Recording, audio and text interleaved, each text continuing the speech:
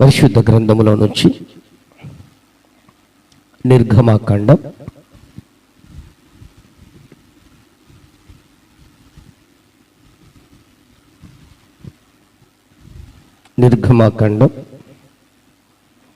20వ అధ్యాయము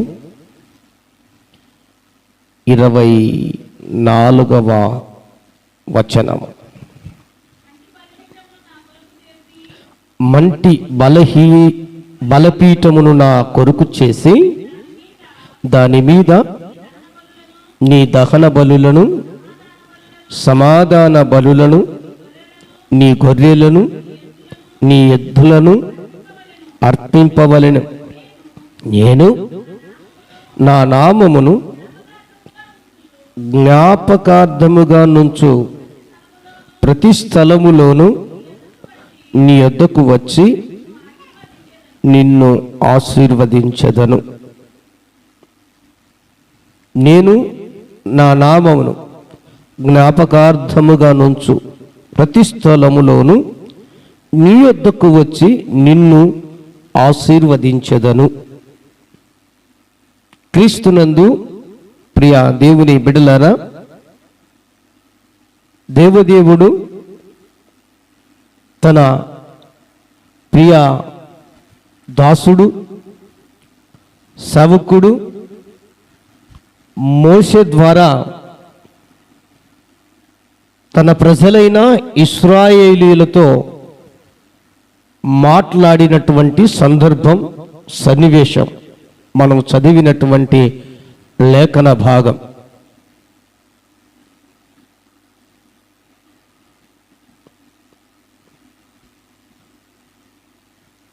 దేవుడే సాక్షాత్తు మాట్లాడుతూ ఉండగా తన ప్రజలైన ఇశ్రాయేలీయులు భయపడి వణుకుతో తన నాయకుడైనటువంటి మోషే దగ్గరికి వచ్చి మొరపెట్టినప్పుడు మోషే దేవుని దగ్గరికి వెళ్ళి దేవుని యొక్క మాటలు తన ప్రజలతో పలికిన సందర్భం మనం చదవబడినటువంటి లేఖనం. మంటి బలిపీఠము నా కొరకు చేసి దాని మీద దహన బలులను, సమాధాన బలులను, నీ గొర్రెలను, నీ ఎద్దులను అర్పించవలెను. నేను నా నామము జ్ఞాపకార్థముగా నుంచు ప్రతి స్థలములోనూ నీ యొద్దకు వచ్చి నిన్ను ఆశీర్వదించెదను. నీ యొద్దకు వచ్చి నేను ఆశీర్వదించెదను. ఆ రోజున దేవుడు మోషే ద్వారా తన ప్రజలతో మాట్లాడినట్లు ఈ రోజున దేవుడు తన దాసుడనైన నా ద్వారా నీతో మాట్లాడుతూ ఉన్నాడు. ఈ మాటలు చక్కగా శ్రద్ధగా మీరు విని దీవించబడాలని నేను ప్రేమతో తెలియచేస్తున్నాను. ఎందుకంటే ఈ 2026వ సంవత్సరములో 2వ మాసం మొదటి రోజున దేవుడు మరొక ఈ మాసం అంతటికై వాగ్దానం ఇస్తున్నాడు. నేను నీ యొద్దకు వచ్చి ఆశీర్వదించెదను. నేను నీ యొద్దకు వచ్చి ఆశీర్వదిస్తాను. నువ్వు ఏ స్థలమందు ఉన్నా, ఏ చోట ఉన్నా ఆ చోటికి వచ్చి నీ యొద్దకై వచ్చి నేను నిన్ను ఆశీర్వదిస్తాను అని మాట ఇస్తున్నాడు. సరే, మాట ఇచ్చాడు. దానికంటే ముందు కొన్ని మాటలు మోషేతో చెప్పాడు. మంటి బలిపీఠము నా కొరకు చేసి దాని మీద నీ దహన బలులను, సమాధాన బలులను, నీ గొర్రెలను, నీ ఎద్దులను అర్పించవలను అని ఆ రోజున. కానీ ఈరోజు మనతో చెబుతున్న మాట, దహన బలులు అర్పించనక్కరలేదు,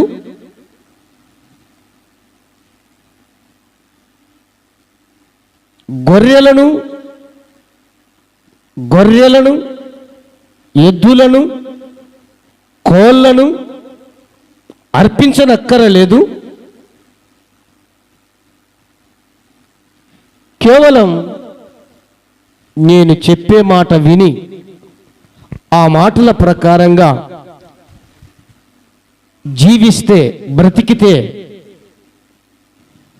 మీరు ఏ స్థలం ఉందున్న ఆ చోటికి వచ్చి నేనే నిన్ను ఆశీర్వదిస్తాను. ప్రైజ్ గాడ్, హల్లెలూయా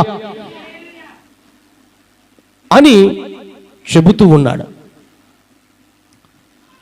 నువ్వు ఏ పని చేస్తున్నా, ఏ డ్యూటీ చేస్తున్నా, ఏ చదువులు చదువుతూ ఉన్నా, ఏ చోట ఉన్నా తప్పక ఆయన మాట ఇస్తున్నాడు, నీ యొద్దకై వచ్చి నిన్ను ఆశీర్వదిస్తాను అని. మరొకసారి జ్ఞాపకం చేస్తున్నా, మోషే ద్వారా మాట్లాడిన మాట, నీ యొద్దకు వచ్చి నేను నిన్ను ఆశీర్వదిస్తానన్నాడు. దానికి ఏమి చేయాలో చెప్పాడు. అదే దేవుడు నా ద్వారా నీతో మాట్లాడుతున్నాడు. మన దగ్గరికి వచ్చి మనల్ని ఆశీర్వదిస్తాడు. నీ దగ్గరికి వచ్చి నిన్ను ఆశీర్వదిస్తాడు. మనం ఏం చేయాలి? నేను నిన్ను ఆశీర్వదిస్తాను నీ యొద్దకు వచ్చి అని అంటున్నాడు. మనం ఏం చేస్తే దేవుని ఆశీర్వాదం పొందుతాము అన్నది కొన్ని సంగతులు ఈ రోజున మనం ధ్యానం చేద్దాం. శ్రద్ధగా ఆలకించుమని ప్రేమతో నేను మనవి చేస్తున్నాను. పరిశుద్ధ గ్రంథములో నుంచి తీయండి, అందరు తీయండి. కీర్తనల గ్రంథం. దేవుడు మన యొద్దకు వచ్చి మనల్ని ఆశీర్వదించాలి అంటే మనం ఏమి చేయాలి, మనం ఎలాగూ ఉండాలి అన్న విషయాలను ఇక్కడ కొన్నిటిని తెలియచేశారు పరిశుద్ధ గ్రంథము ద్వారా భక్తులు. వాటిని ధ్యానం చేద్దాం. 37వ కీర్తన 3వ వచనం. యెహోవా యందు నమ్మిక ఉంచి మేలు చేయుము, దేశమందు నివసించి సత్యమును అనుసరించుము. చాలమ్మా. యెహోవా యందు నమ్మిక ఉంచుము, చాలు. ఆ మాట చాలు. దేవుడు నీ యొద్దకు వచ్చి నిన్ను ఆశీర్వదిస్తాను అన్నాడు. ఎప్పుడు ఎలా ఆశీర్వదిస్తాడంటే నీవు ఆ దేవుని యందు నమ్మిక ఉంచినప్పుడు. దేవుడు నీ కుటుంబము దగ్గరకే వచ్చి నీ కుటుంబాన్ని ఆశీర్వదిస్తానన్నాడు. అందుకు దేవుడు అంటున్నాడు, నా యందు మీరు నమ్మిక ఉంచండి. ఎందుకు నమ్మిక ఉంచాలి అంటే దేవుని ఆశీర్వాదం పొందుటకు. అవునా? దేవుని దీవెన మనము మన కుటుంబాలు పొందుటకు.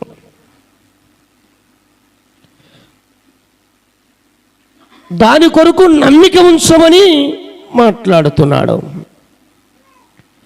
అయినా పాస్టర్ గారండి, నాకున్నటువంటి పరిస్థితులు లేదా నాకు నా కుటుంబానికి దాపరించిన దరిద్రం, పేదరికం, శాపం, ఇవన్నీ తీసివేయబడి ఆశీర్వదించబడడానికి నమ్మిక ఉంచుతానే జరిగిపోయిద్దా? అంత గొప్ప కార్యం జరుగుద్దా అని కూడా కొందరు వారి మనసుల్లో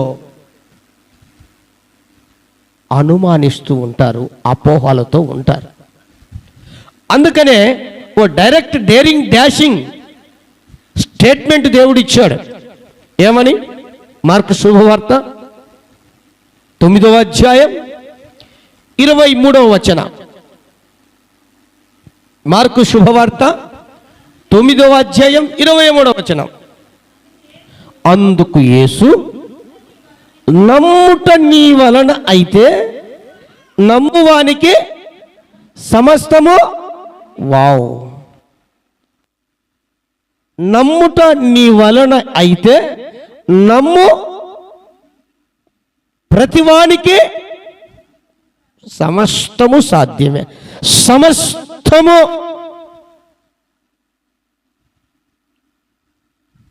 దేనిలోనైనా నిన్ను ఆశీర్వదించడానికి ఆయన సమర్థుడు, సర్వశక్తిమంతుడు అన్న విషయాన్ని నేను ప్రేమతో తెలియజేస్తున్నాను. హల్లెలూయా! నమ్మిక ఉంచితే చాలు, దేవుడు నీ దగ్గరికి వచ్చి, నీ చెంతకై వచ్చి నిన్ను, నీ కుటుంబాన్ని ఆశీర్వదిస్తాడు.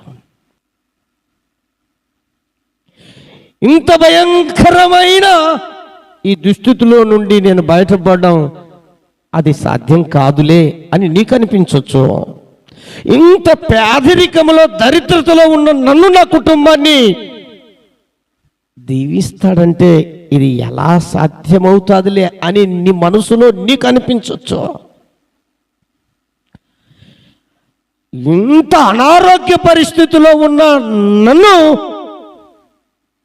స్వస్థపరిచి ఆరోగ్యవంతునిగా, ఆరోగ్యవంతురాలుగా మార్చగలడా అని నీ మనసులో అపోహ ఉండవచ్చు. ఇంత క్రిటికల్ కండిషన్లో ఉన్న నేను, నా కుటుంబం ఈ సమస్యల్లో నుండి బయట పడగలనా అన్నటువంటి సందేహము నీ మనసులో ఉండవచ్చు. అయినా ఈ విశ్వాస జీవితంలో ఇంత నమ్మకంగా బ్రతుకుతూ ఉంటే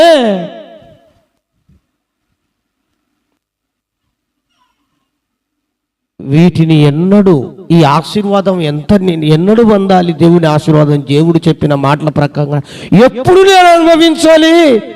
ఇది సాధ్యమేనా అని అనిపించవచ్చు. దేవుడు అంటాడు, నమ్ముట నీ వలననైతే నమ్ము ప్రతివానికి సాధ్యమే, సమస్తము సాధ్యమే.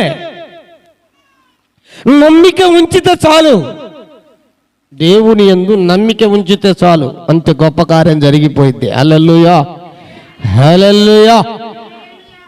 నా దేవుడు నన్ను ఆశీర్వదించే దేవుడు అని నమ్మిక ఉంచితే చాలు, దేవుడు ఆశీర్వదిస్తాడు. ఎందుకంటే పేతురు పత్రికలో కూడా పేతురు భక్తుడు అన్నాడు, ఏమన్నాడు తెలుసా? మిమ్మలను ఆశీర్వాదమునకు కారసులగుటకే మిమ్మల్ని పిలిచాను, ఆశీర్వదించబుట కొరకే అని దేవుడు చెప్పాడు. మరి ఆశీర్వదిస్తానన్న దేవుడు ఎందుకు ఆశీర్వదించడు?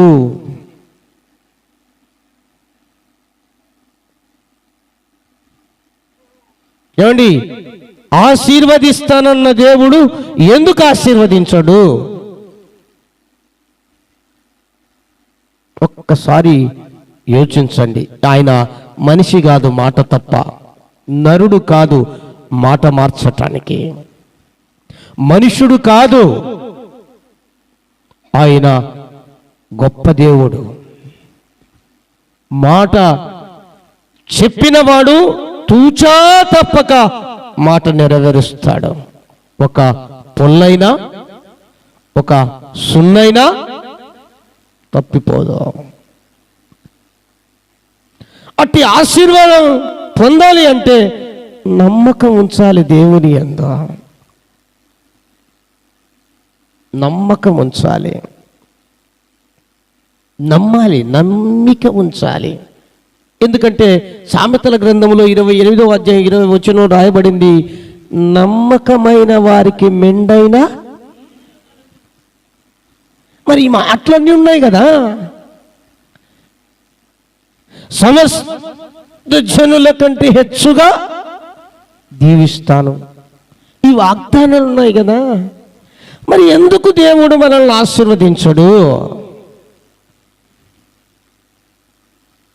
దేవుని దగ్గరకే వచ్చిన ప్రతి వారిని, అంటే నమ్మిన ప్రతి వారిని, నమ్మనటువంటి వారిని కాదు. ఎందరెందరో వచ్చారు, ఎంతోమంది వచ్చారు, ఎందరో గుంపులు కూడారు, సమూహంగా ఉన్నారు. కానీ వారిలో నమ్మిక ఉంచిన వారి విషయాలలో దేవుడు కార్యాలు జరిగించినాడు. నమ్మకం ఉంచని వారి విషయాలలో కార్యాలు జరగలే. ఈ రోజున ఈ సకల సృష్టిని, సకల మానవాళిని, సర్వ ప్రపంచాన్ని సృజించినటువంటి దేవుడు నిన్ను ఆశీర్వదిస్తానంటున్నాడు. నమ్మకముంచు, నమ్మిక ఉంచు. అద్భుతమైన రీతిలో ఏ స్థలమందైనా ఉండు, ఆ చోటికే వచ్చి నిన్ను ఆశీర్వదిస్తాడు, దీవిస్తాడు. అది సాధ్యము కాదు అన్న నీ మనసుకు అగోచరంగా ఉండని సాధ్యము అని నిరూపిస్తాడు.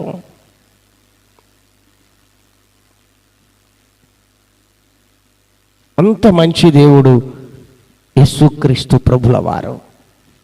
అట్టి దేవుని యందు నమ్మిక ఉంచావా? ఆయనే నన్ను ఆశీర్వదించే దేవుడు, ఆయనే నన్ను దీవించే దేవుడు. అందుకొరకే పరలోకము నుండి భూమికై దిగి వచ్చినటువంటి దేవుడు ఆయనే. ఆయన నా కొరకు రక్తమును కార్చినటువంటి దేవుడు. ఆయన నా పాపముల నిమిత్తమై రక్తమును చిందించినటువంటి దేవుడు. ఆయన నా కొరకై కలవరి శిలువలో మరణించినటువంటి దేవుడు.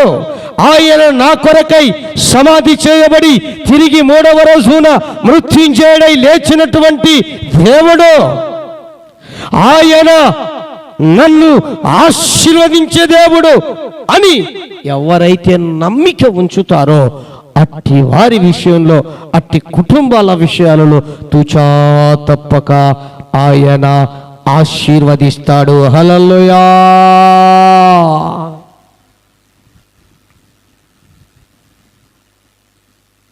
అనుమానం ఎక్కడ ఉండకూడదు, అపోహ ఎక్కడ చోటు చేసుకోకూడదు, అవిశ్వాసం ఏమాత్రం దగ్గరికి దరి చేయకూడదు, అపనమ్మకం ఏమాత్రం నీ చెంతకు రాకూడదు, నీ మనసుకు రాకూడదు.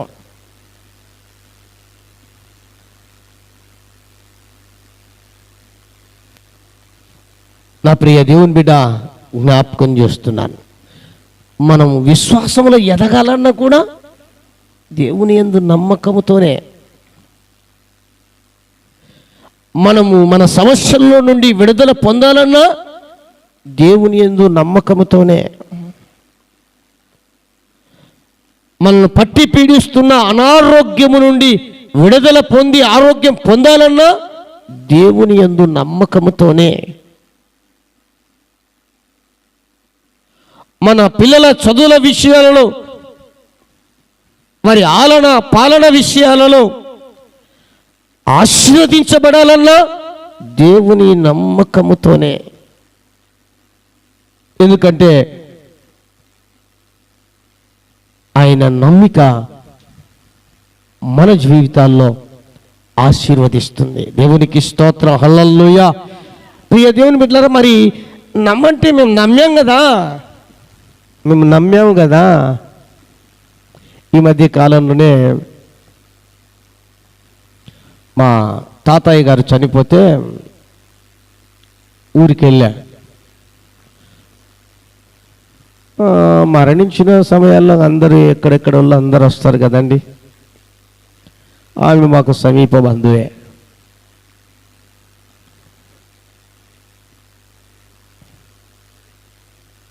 చైర్లో కూర్చుంది. ఆ పక్కన నేను పోయేసరికి ఇంకొక మా బంధువే సేవకుడు అక్కడ కూర్చున్నాడు.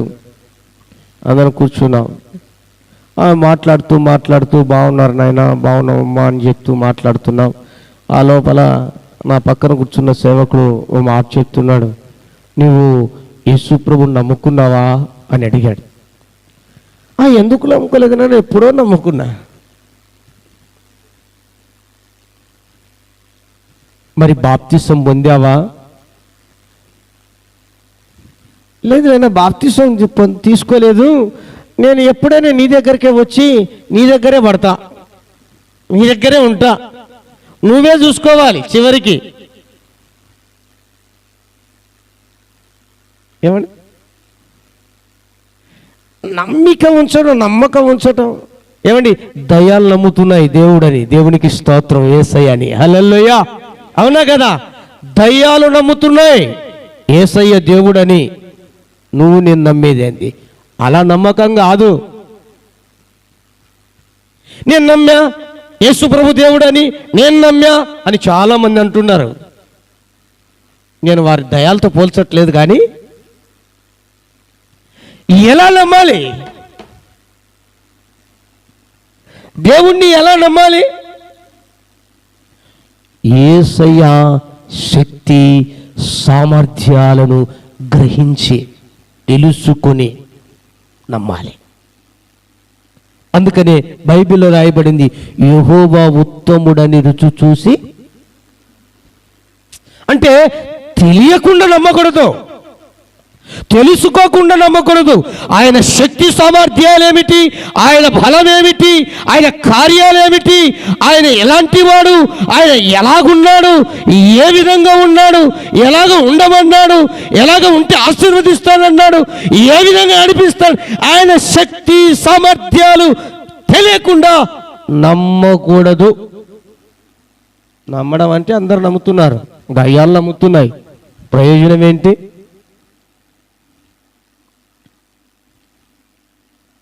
యేసయ్య నా రక్షకుడని రుచి చూసి తెలుసుకొని నమ్మాలి. యేసయ్య నా విమోచకుడని రుచి చూసి ఆయన శక్తి సామర్థ్యాన్ని తెలుసుకొని నమ్మాలి. యేసయ్య నన్ను స్వస్థపరిచే దేవుడు అని ఆయన శక్తిని, ఆయన బలాన్ని గ్రహించి నమ్మాలి. అది ఏ విషయములోనైనా అలా నమ్మినప్పుడు నిజముగా దేవుడు అంటాడు, నేను నీ వద్దకై వచ్చి నిన్ను ఆశీర్వదిస్తాను. హల్లెలూయా.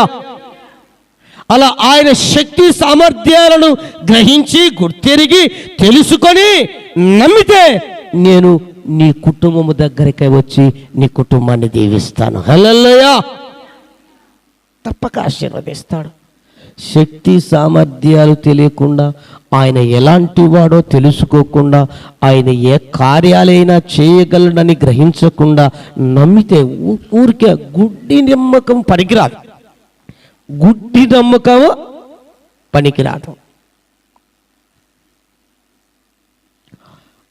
అది ఏదైనా సరే నా దేవుడు వాటిలో నుండి నన్ను విడిపించి ఆశీర్వదిస్తాడు, అంత శక్తి కలిగిన దేవుడు అని నమ్మాలి. నా దేవుడు ఎంత అనారోగ్యంలో నుండైనా నన్ను దర్శించి ముట్టి స్వస్థపరిచి మంచి ఆరోగ్యమీయగలిగిన గొప్ప దేవుడు అని నమ్మాలి. నా దేవుడు నా ప్రతి ఘోర పాపమును ఆయన రక్తంతో కడిగి శుద్ధీకరించి నన్ను తన బిడ్డగా మార్చుకోగల శక్తి కలిగిన దేవుడని నమ్మాలి.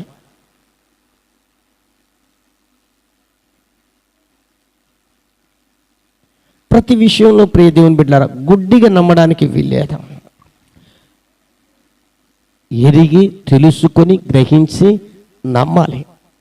అలా నమ్మడానికి, తెలుసుకోవటానికి, గ్రహించడానికి పరిశుద్ధ గ్రంథములో మనకు లేఖనానుసారంగా దేవుడు చేసిన అనేక కార్యాలు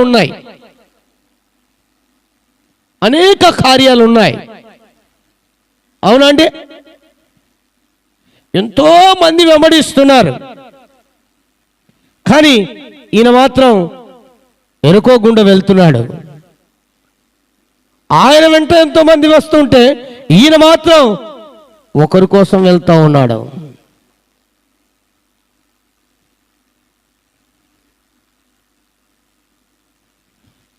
వెళ్ళిన సమయంలో ఒకవేళ తాను చూడ్డానికి వచ్చాడు అనుకున్నాం అనుకోండి, లేదా ఏదో చూద్దామనుకున్నాడు అనుకోండి, వచ్చిన తర్వాత చూద్దామనుకున్న వ్యక్తి నిజముగా దేవుడు తను దర్శించేసరికి ఇంట్లోకి చేర్చుకొని ఇంటిలో తన ఒంటిలో ఉన్నటువంటి ప్రతి విధమైన దుర్మార్గతను తీసివేసుకున్నాడు, ఒప్పుకొని విడిచిపెట్టాడు. నా ప్రియ దేవుని బిడ్డలారా, ఆ ఇంటి దగ్గరికి వచ్చి అతనితో మాట్లాడుతున్న మాట ఏంటంటే, ఇతను కూడా అబ్రహాము కుమారుడే. నా ప్రియ దేవుని బిడ్డలారా, జ్ఞాపకం చేసుకుందాం. ఇలా ఎంతో మంది తనను వెంబడిస్తున్నారు, వెంట ఉన్నారు. జనసమూహం కిక్కిరిసిపోతా ఉంది. దారి పక్కన కూర్చున్నాడు పుట్టుకతో గుడ్డివాడు, కేక వేశాడు. దగ్గరికి వెళ్ళాడు. వెళ్తాడు అన్నాడు, నీ నమ్మిక చొప్పున నీకు అంతే. కళ్ళు తెరవబడ్డాయి. ఎంతోమంది తొండోపతండాలుగా చుట్టుకున్నారు. 12 సంవత్సరాల రక్తస్రావం కలిగినటువంటి స్త్రీ భయంతో వణుకొనుకుతో ముఖం చూడలేక, దేవుణ్ణి దగ్గరికి సమీపించలేక కేవలం చెంగు మాత్రం ముట్టిందంట, వస్త్రం మాత్రమే ముట్టింది. దేవునిలో ఉన్న ప్రభావం ఆమెలోకి వెళ్ళిపోయింది. అది ఆమెకు తెలియదు, కానీ దేవునికి తెలిసిందే. యేసు ప్రభుకు తెలిసింది, నాలో ఉన్న ప్రభావం ఇక్కడ ఎవరికో ట్రాన్స్ఫర్ అయ్యిందే అని. ఇలా తిరిగి చూస్తే ఆమె, నువ్వు విశ్వసిస్తున్నావా అన్నాడు. అవును, అయితే నీ విశ్వాసము చొప్పున నీకు స్వస్థత పొందుదువుగాక, సమాధానము గలదానవై వెళ్ళిపో.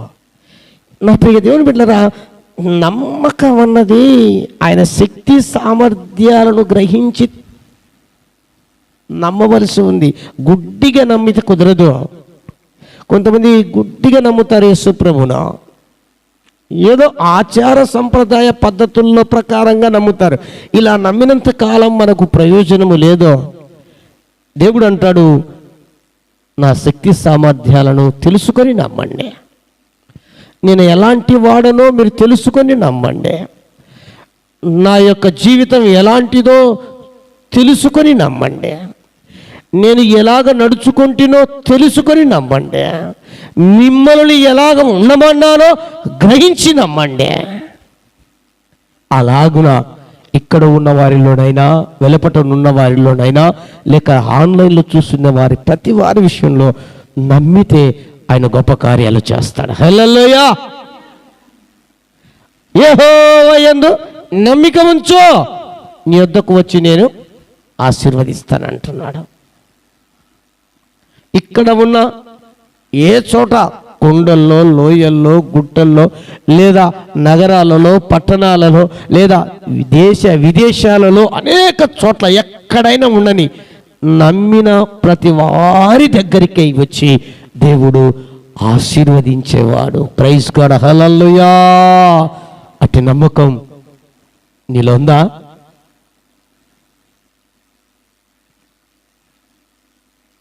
ఒక్కసారి పరీక్షించుకొని ఈ పూటైనా ఈ రోజైనా 10 రాళ్ళు గుడ్డోడు తీసుకుని పోయి గూట్లేస్తే ఏదో ఒక రాయి పడుతుంది అన్నట్లుగా కాకుండా నమ్మిక మాత్రం ఉంచు, దేవుడు అద్భుత కార్యం జరిగిస్తాడు. హల్లెలూయా. రెండవదిగా, దేవుడు నీ యొద్దకు వచ్చి నిన్ను ఆశీర్వదించాలంటే దేవుడు చెప్తున్న మాట చూడండి. అదే కీర్తనల గ్రంథం 37వ అధ్యాయములో 4వ వచనం. చాలు. ఎవరిని బట్టి సంతోషించాలంటండి? దేవుని యందు నమ్మిక ఉంచండి, నీ యొద్దకు వచ్చి నిన్ను ఆశీర్వదిస్తాడు దేవుడు. అది ఎటువంటి దీవెన కావాలో, ఎటువంటి ఆశీర్వాదం కావాలో, ఎటువంటి సమస్యల నుంచి విడిపించబడాలో, ఎటువంటి అనారోగ్యం బాగుపడాలో, ఎటువంటి శోధనల నుంచి బయటపడాలో, ఎటువంటి సమస్యల నుండి నీవు బయటికి రావాలో వాటన్నిటిలో నుంచి దేవుడు ఆశీర్వాదకరంగా నడిపిస్తాడు నమ్మిక ఉంచితే. అలా నమ్మిక ఉంచిన వారు ఏం చేయాలంట? రెండవదిగా, దేవుడిని బట్టి సంతోషించాలి. నమ్మకం ఉంచిన వారు ఎలాగ ఉంటారంట అండి? సంతోషంగా ఉంటారు. హల్లెలూయా. నమ్మనటువంటి వారే వికారమైన ముఖం, విచారమైన ముఖం. ఇంకా ఎన్ని ముఖాలు ఉంటాయి? రకరకాలైనటువంటి ముఖాలు. ఒక్కొక్కరి ముఖం ఒక్కొక్క విధంగా ఉంటుంది. కానీ నమ్మినటువంటి వారి ముఖాలలో దేవుని యొక్క సంతోషం ఉట్టిపడిద్ది. దేవునికి స్తోత్రం, హల్లెలూయా. ఎందుకు చెప్పండి? ఎందుకు సంతోషం? నన్ను ఆశీర్వదిస్తాడన్న నమ్మకం మనకున్నప్పుడు సంతోషిద్దాం. దిగులు చెందితే అయిద్దా? విచారంగా ఉంటే అయిద్దా? భయపడిపోతే ఆశీర్వదించబడతాం అండి? సంతోషిద్దాం. నమ్మినటువంటి వారు ఒక మాట ఉంది, నా సన్నిధిలో మీకు సంపూర్ణ సంతోషం కలదు. మరి నమ్మినటువంటి వారు ఆయన సన్నిధిలో సంతోషంగా ఉండదు, అవునా కాదా? దేవుని బట్టి, నీ పాపములను బట్టి, నీ వ్యసనములను బట్టి దేవుని యందు దుఃఖపడి పశ్చాత్తాపడుట అది వేరు. ఏడువట, దుఃఖపడుట, పశ్చాత్తాపడుట ఈ కోణం వేరు. మన కొరకు మనం ఏడ్చి ప్రార్థన చేయాలి, కానీ దేవుణ్ణి బట్టి సంతోషించాలి. నీ సమస్యలను బట్టి నువ్వు బాధపడుతున్నావు, నీకున్న అనారోగ్యమును బట్టి దిగులు పడుతున్నావు, నీకున్న ఆర్థిక అప్పు సమస్యలను బట్టి వేదన పడుతున్నావు, నీకున్నటువంటి కుటుంబ కలహాలను బట్టి కలత చెందుతున్నావు, నీకున్నటువంటి శోధన బట్టి నువ్వు కుమిలిపోతున్నావు, లేదా నీకున్నటువంటి అరాకొర ఆశీర్వాదాన్ని బట్టి వేదన పడుతున్నావు, లేదా మారని నీ భర్తను బట్టి, మారని నీ భార్యను బట్టి, మారని నీ పిల్లలను బట్టి, మారని నీ తల్లిదండ్రులను బట్టి వేదన పడుతున్నావు. దేవుడు అంటాడు, నా యందు నమ్మిక ఉంచిన వారు నన్ను బట్టి సంతోషంగా ఉంటారు. హల్లెలూయా. ఎందుకంటే ఆయన సన్నిధిలో సంపూర్ణ సంతోషము కలదో. అలాగ సంతోషంగా ఎందుకుండమన్నాడు? ఎందుకుండమన్నాడు నన్ను బట్టి సంతోషంగా దేవుడు? కీర్తనల గ్రంథం 68వ అధ్యాయము 19వ వాక్యం చదవండి. ప్రభు స్తుతి నందును గాక అనుదినము, అందును బట్టి మనం సంతోషించాలి. ఏమండి? అనుదినము మన భారాన్ని ఆయన భరిస్తున్నాడు, మనం సంతోషించాలి.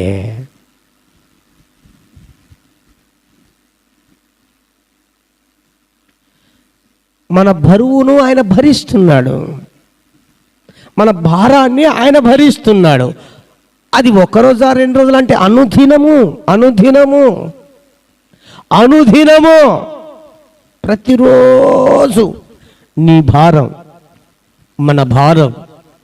మన బరువు ఆయన భరిస్తున్నాడా?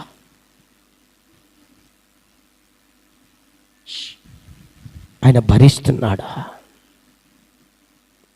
మరి దిగులు ఎందుకు చెందాలి? ఎందుకు భయపడాలి? ఎందుకు విచారం చేయాలి? అంటే ఎక్కడో నీవు నమ్మిన ఆ నమ్మకంలో ఆ నమ్మకం అన్నది సడిపోతుంది. ఏమండి, దేవుని యందు నమ్మిక ఉంచిన వారు పూర్తిగా సంపూర్తిగా మొత్తానికి టోటల్గా సంతోషంగా ఉంటారు. ఎందుకని? నా దేవుడు నా భారాన్ని భరిస్తున్నాడు అని దినం. నేను ఒక్కదాన్నే కాదు శోధనలను ఎదుర్కొంటున్నది, నాతో పాటి నా దేవుడు శోధనలను ఎదుర్కొంటున్నాడు. నేను ఒక్కదాన్నే కాదు బాధలు అనుభవిస్తున్నది, నాతో పాటు నా దేవుడు నా బాధలను అనుభవిస్తున్నాడు, భరిస్తున్నాడు. నేను ఒక్కదాన్నే కాదు సమస్యల్లో ఉన్నది, అనుభవిస్తున్నది, నా దేవుడు నాతో కూడా ఉండి నా సమస్యలను పాలు పంచుకుంటున్నాడు. నా ప్రియ దేవుని బిడ్డ, అందును బట్టి మనం సంతోషించాలి. హల్లెలూయా.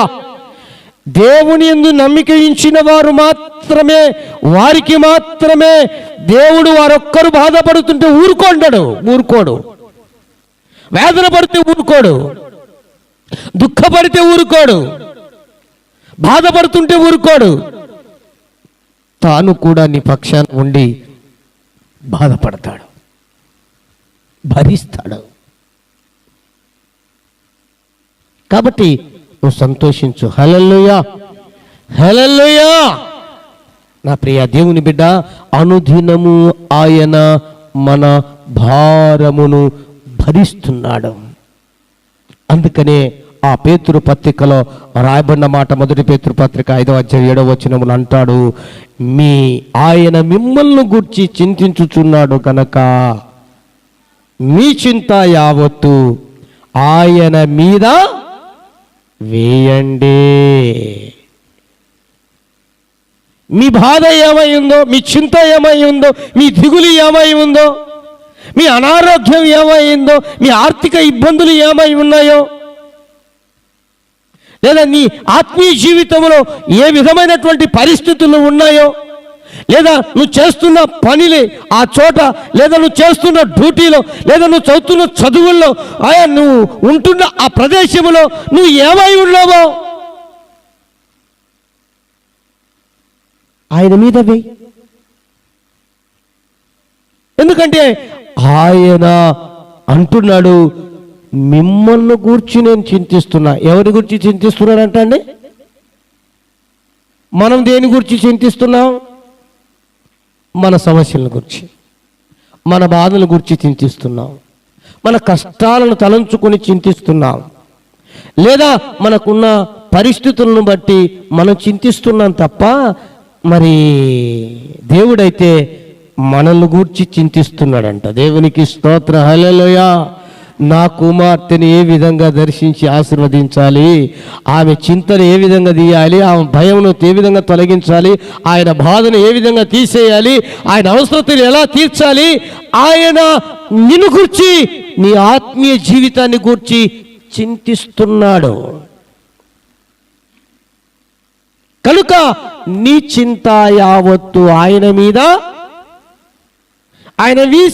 మీద వేసి నిర్భయంగా అంటే భయం లేకుండా సంతోషించు. హల్లెలూయా, హల్లెలూయా. నీవు భయపడుతున్నావంటే నీలో ఉన్న భారం, ఆ బరువు, ఆ బాధ్యత దేవుని పైన వేయలేదు ఇక నువ్వు. అందుకు నీవే చింత చేస్తున్నావు, నీవే భయపడిపోతున్నావు. నీ బరువు నీవే మోస్తున్నావు కాబట్టి నీకు చాలా బాధ అయిపోతుంది.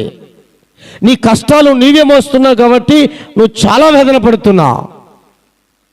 దేవుని మీద వేయి, దేవుని మీద భారం వేయి.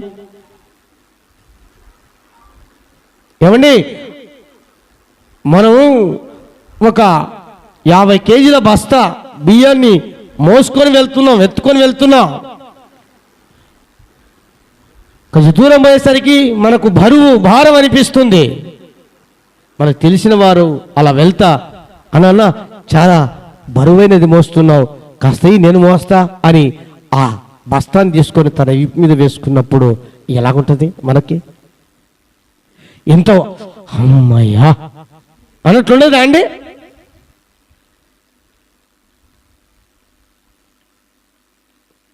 మనతో ఉండి, మన పక్కలో ఉండి, నీతో ఉండి, నీ పక్కనే ఉండి, ఇదిగో నీ భారం నా మీద వేయి, నువ్వు మోయలేక మోస్తున్నావు, నువ్వు మోయలేక మోస్తూ ఏడుస్తున్నావు, నువ్వు మోయలేక ఏడుస్తూ బాధపడుతున్నావు, నువ్వు మోయలేక నిన్ను నీవు కుమిలిపోయి కృంగిపోతున్నావు, నా మీద వేయి నీ భారం అని దేవుడు నీ పక్కనే ఉన్నాడమ్మా. అయ్యా నీతో ఉన్నాడు, ఆయన మీద వేయి, నీ బరువేంటో ఆయన మీద మోపు. హాయిగా నీ జీవితాన్ని నువ్వు కొనసాగిస్తావు. హల్లెలూయా! నీ ఆత్మీయ జీవితంలో హాయిగా కొనసాగిస్తావు.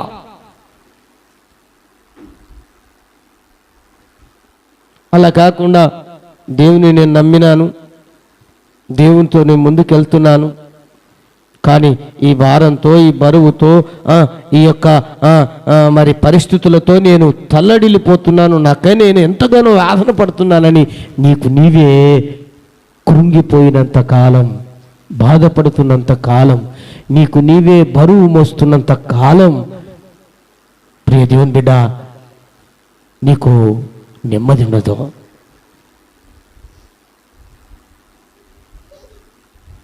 నీకు సంతోషం ఉండదు.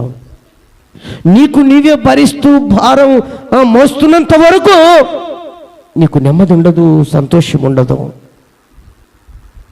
ఎప్పుడు నీకు నెమ్మది, సంతోషం, సమాధానం, నీకు హాయ్ అనే జీవితం వస్తుందంటే నీ బరువు, నీ భారం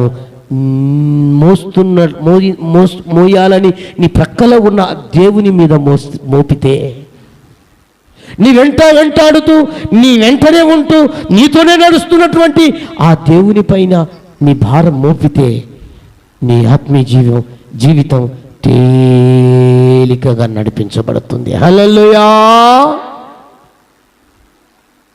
అటు జీవితానికి కావాలంటే ఈరోజే, ఇప్పుడే ఆయన మీద భారం మోపాయి. ఆయన చూసుకుంటాడు. కానీ ఈ రోజున ఎవరి వారం వారు మోస్తూ ఆక్రందనతో కేకలేస్తూ కృంగిపోయి పడిపోయి ఎటు తోచని స్థితిలో ఉన్నారా? మరికొందరు కుయుక్తులతో ఎదుటి వాని మీద మోపానులే, ఎదుటి కుటుంబం మీద వేశానులే, పక్కనున్న వారి మీద వేశానులే అనుకొని భ్రమపడుతూ ఉన్నటువంటి వారు కూడా లేకపోలేదా?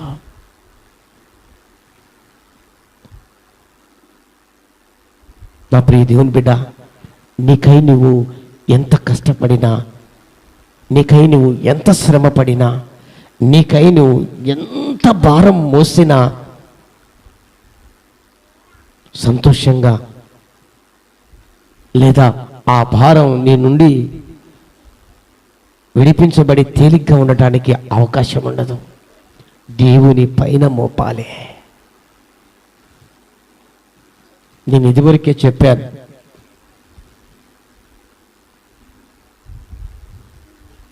ఒక సందర్భంలో మరల జ్ఞాపకం చేస్తున్నాను. ఇద్దరు ఉమ్మడిగా, పార్ట్నర్గా వ్యాపారం చేస్తున్నాడంట, ఉప్పు వ్యాపారం.